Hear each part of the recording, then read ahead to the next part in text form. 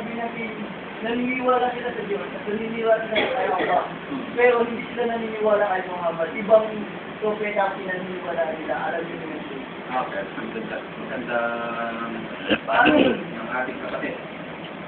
Okay. Dinito ng Propeta sallallahu alaihi wasallam na ang mga Hudyo bago pa siya, bago pa dumating ang Propeta Muhammad sallallahu alaihi wasallam. Pero hindi naman ang mga tagasunod ni Jesus bago pa siya dumating. Nang wala pa ang Propeta Muhammad sallallahu alaihi wasallam, sila ay mga Muslim. Pero nang dumating ang Propeta, hindi nila tinanggap ang huling sugo. Walang kabulahan ang kanilang pananampalataya sa nag-iisang Diyos lamang at hindi nila kinilala ang huling sugo. Walang kabuluhan. Alam kung bakit? Isa pang tanong na naman. Bakit? Ganun ang sinabi ng Propeta sallallahu alaihi wasallam. Bakit?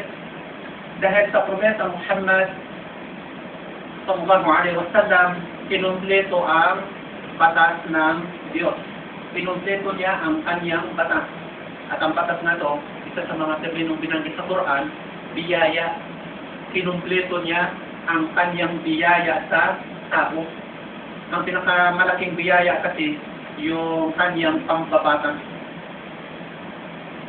Ang di pagtanggap sa huling sugo bilang kinumpleto sa kanya ang kautusan ng Diyos, di pagtanggap sa nauna pang mga sugo. Sinabi yan sa Quran na ang pagtanggil sa pagtanggil sa lahat. Bakit? Dahil isa lang naman kasi ang kanilang mensaheng dala. Ang kaibahan lang, ang isang mensahe na ito na pag-anyaya sa tao na sumamba at sumunod sa Diyos, yun lang ang kaisa-isang mensahe.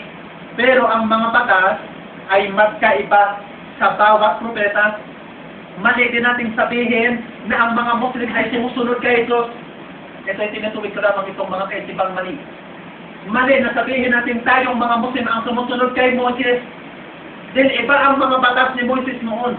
Ito'y angkop sa kanilang kapanahunan. Angkop ito sa kanilang kapanahunan. Ang kanilang batas hindi natin kayang sundin, hindi natin pwedeng masunod sa panahon natin sa ngayon. Unti-unting pinadala ng Diyos ang kanyang mga batas, depende sa pangangailangan ng tao. Pero ang mensahe ano? Sumambat sumunod sa nag-iisang Diyos. Ang pagkilala at pagsamba sa nag-iisang tunay na Diyos na ito, pagkilala at pagsunod sa kung ano ang kanyang mga batas, lahat ng kanyang mga kautusan. Halimbawa, kung bakit walang kaligtasan, hindi tunay na tumanggap kay Jesus. Hindi tunay na tumanggap kay Jesus yung mga nagsasabing sila kunyari ay mga Kristiyano. Pero hindi nila tinanggap si Muhammad sallallahu alaihi wasallam. Hindi nila tinanggap ang Propeta Muhammad sallallahu alaihi wasallam. Bakit? Si Jesus mismo ay nagsabi. At meron tayong mapagbabasihan maging sa kasulatan ng mga Kristiyano hanggang sa ngayon. Alam ba ninyo yung sinabi ni Jesus? Siya pala, sa ilang taon pa lang nangaral na si Jesus? Ilang taon siyang nangaral sa mundo ito? Ha? Nung sanggol pa lang? Ayon sa Quran, nung sanggol pa lang, nagpakilala na si Jesus bilang sugo ng Diyos sa Surah Maryam. Nang umuwi si Maria, nadala-dala na yung kanyang sanggol. Sinabihan siya ng anghel na huwag siya makipag-usap kahit kanino. Nang pinalasangan na siya, o anak ni Aaron, hindi patutok ang iyong nanay at hindi masamang lalaki ang iyong tatay. Ang iyong lahi hindi mga masamang tao. Bakit ikaw ay naging patutok? Si Maria ay hindi sumagot. Kundi tinuro lamang ang kalong-kalong na sanggol. Sabi ng mga tao, paano kami makikipag-usap? Paano kami makipag-usap sa isang nasaduyan lamang? Matakpak, doon sumagot si Jesus. Doon sumagot si Jesus. Ito'y pagpapakilala naman niya. Qala inni Abdullah atani al-kitab wa ja'alani nabiyyan. Ako ay alitin ni Allah. Ibinigay niya sa akin ang aklat o ang banal na aklat. At ginawa niya akong propeta. Pero pag-aralan mo ang apat na ebanghelyo, totoo nga, mula na pinanganak si Jesus hanggang ang edad niya ay 12 anyos, na nagsimula na raw nangaral at nakipagdebate sa mga maaalam sa pambabatas ng Hudyo.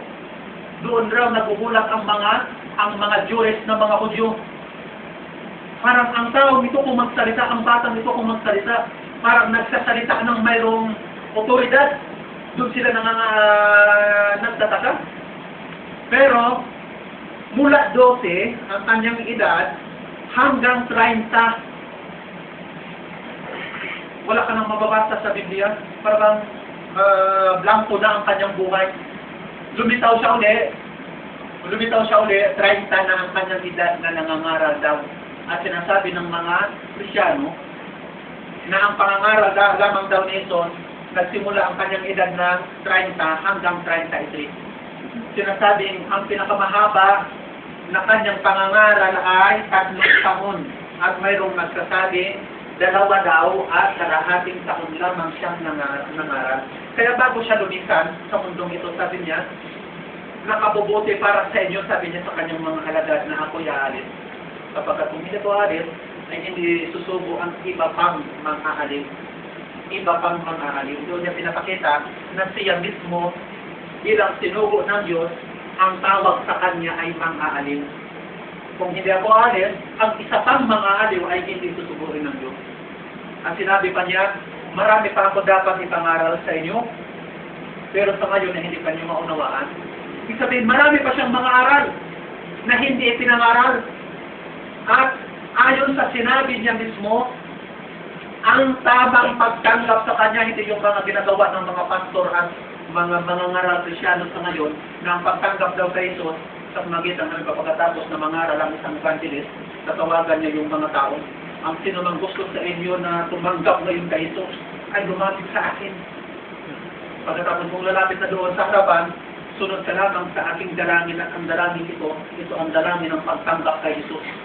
Maraming mga paraan o mga formula ng mga pagtanggap na tinatawag sa kanilang mga pangangaral na hindi naman tinuro ni Jesus, laging sa kanilang Biblia. Samantalang napakalinaw ang sinabi ni Jesus na ang pagtanggap sa kanya ng kanyang inutusan, yung kanyang mga alagad para mangaral daw ng Ebanghelyo.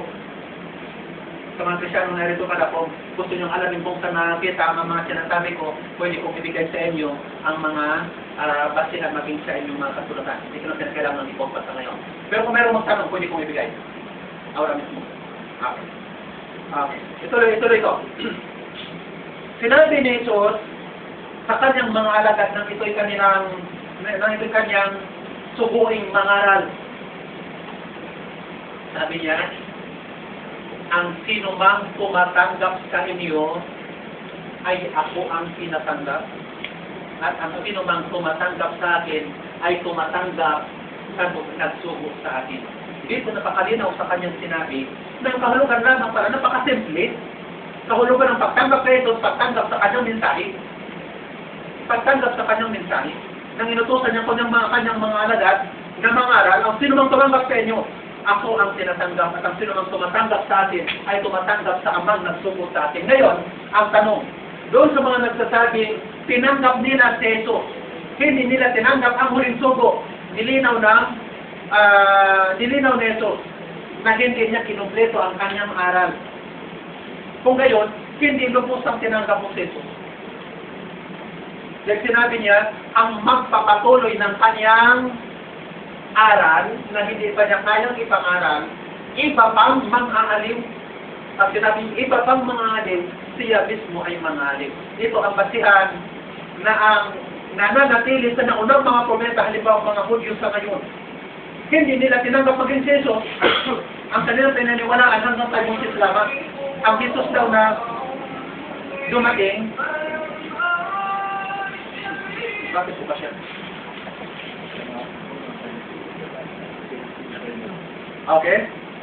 Ang Jesus daw na dumating ay piki na Jesus at darating ang tunay. At hindi rin nila tinanggap maging ang propeta Muhammad sallallahu alaihi wasallam. Kaya napakasibilin na lamang ang tinatawag na pagtanggap. Ito ay pagtanggap sa kanilang mga aral ng mga propeta. Ay ang pananatili sa Judaismo, pananatili sa Kristyanismo, pagdaman kumikilala ka sa isang puli na Diyos. Marami mga Kristyano hanggang sa panahon natin sa ngayon. Hindi kumikilala kay Jesus bilang Diyos. Ang kinikilala nila ang nag-isang Diyos. Kung tanungin mo nga kung anong kanang pangalan, hindi nila alam. Okay? Baka meron pa mga katanungan.